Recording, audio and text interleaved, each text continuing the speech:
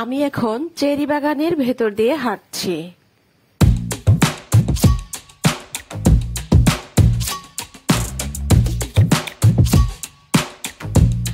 এটা হলো আঙ্গুর বাগান। হ্যালো এভরিওয়ান, আসসালামু আলাইকুম। সবাই কেমন আছেন? চলে এলাম নতুন আরো একটি ব্লগ নিয়ে। আজকে আমরা চলে যাচ্ছি কাস্তেলো দি রংকাতেতে। এটা ট্রেভিজো প্রভিন্সিয়াতে অবস্থিত। তো আমরা চলে এসেছি এখন পার্কিং এ গাড়ি রেখে। আমরা এখানে বার খুঁজতেছিলাম আর পার্কিং এর কাছাকাছি একটি বার পাওয়া গিয়েছে। খুবই টাঙ্কা লাগছিল, কারণ হচ্ছে দুপুরে খাওয়া দাওয়ার পরে আমরা বেশিক্ষণ দেরি করিনি। দুপুরে খাওয়া দাওয়ার পরপরই আমরা রওনা দিয়েছি, যার কারণ কাফেটা খাওয়া জরুরি হয়ে পড়েছিল। তো আমরা একটি বারে বসে এখন কাফে খাচ্ছি। আর এই যে পার্কিংটা এবং এই যে বারটা দেখা যাচ্ছে, এর খুব কাছাকাছি কাস্তেলো দি রংকাতে এটা অবস্থিত। তো ওই তো দেখা যাচ্ছে কাস্তেলোটি। তো কাস্তেলোটিতে যেতে হলে এই রাস্তা ধরে হেঁটে হেঁটে যেতে হবে। তো আমরা এখন হেঁটে হেঁটে যাচ্ছি। তো দূর থেকে একটুখানি ভিডিও করে নিয়েছি। কাস্তেলোটির ঠিক সামনে দিয়ে গাড়ি চলাচলের একটি রাস্তা রয়েছে এবং ঠিক অপর পাশেই হচ্ছে আমরা এখন হাঁটছি।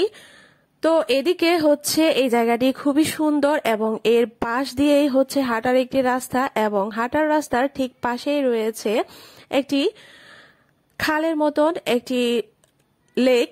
এই যে এখন আমরা সেতুটির উপর দাঁড়িয়ে আছি এবং এখান থেকে দেখা যাচ্ছে যে লেকের পানি এতটা স্বচ্ছ নয়, কিন্তু স্বচ্ছ না হলেও এখানে লেকের মাঝে থাকা মাছগুলোকে ঠিকই স্পষ্ট দেখা যাচ্ছে। আমরা সেতুটির উপর দাঁড়িয়ে অনেকগুলো মাছ দেখলাম এবং মাছগুলো বেশ বড় বড় ছিল।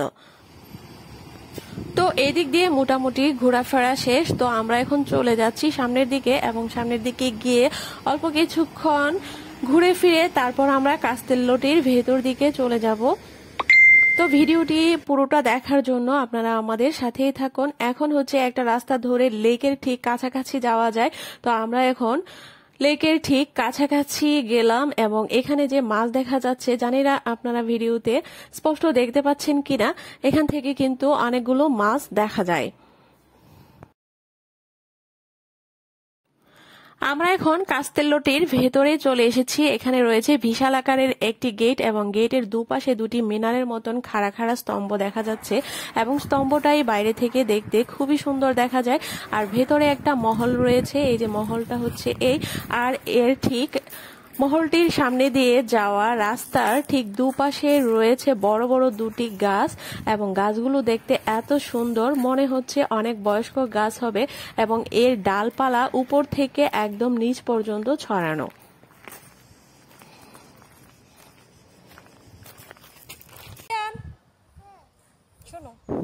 মহলটির দুই পাশে এরকম ভবন রয়েছে। ইচ্ছে করলে এগুলোতে বুকিং দিয়ে রাত্রি যাপন করা যাবে এবং এখানে থাকা যাবে।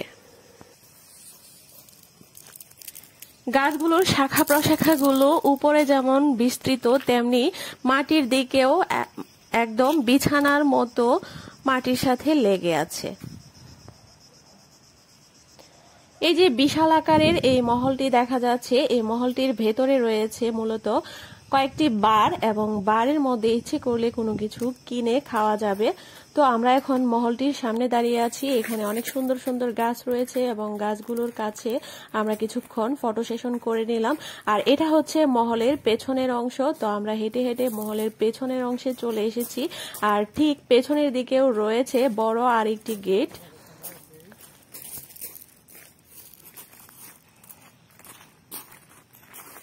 এই যে এই গেটটা দিয়ে বাইরের দিকে বের হলেই এখানে রয়েছে চেরি বাগান এবং আঙ্গুর বাগান। তো গেটের বাইরে থেকে আমরা এখন চেরি বাগানের দিকে যাচ্ছি, এবং ওই দিকেই হচ্ছে আঙ্গুর বাগানও রয়েছে। বাগানের সামনে দিয়ে একটি রাস্তা চলে গেছে, এবং রাস্তাটি ধরে কিছুক্ষণ যেতে এখানে দেখা যাচ্ছে একটি পিসিনা। পিসিনা হচ্ছে সুইমিং পুলের মতন একটি জায়গা, এবং এখানে দুজন লোক বসে আছে। আমরা আর পিসিনাটির সামনের দিকে যাইনি। তো আমরা আবার ঘুরে ফিরে আঙ্গুর বাগানে চলে এসেছি। এখানে থুকায় থুকায় আঙ্গুর ধরে রয়েছে। এই যে কাছে থেকে দেখতে আঙ্গুরগুলো ঠিক এরকম, একটা ছিঁড়তে পারবা কিন্তু বেশি ছিঁড়া যাবে না। এই যে থোকায় থোকায় আঙ্গুর ধরে আছে।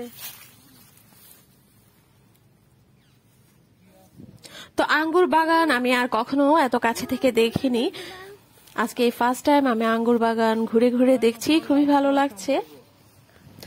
বিশাল বড় আকারের একটি আঙ্গুর বাগান। ভেতরের দিকে বেশিক্ষণ যায়নি, কিন্তু আমরা বাইরে থেকে দেখছিলাম। ওখান থেকে আমি এখন চেরি বাগানের ভেতর দিয়ে হাঁটছি।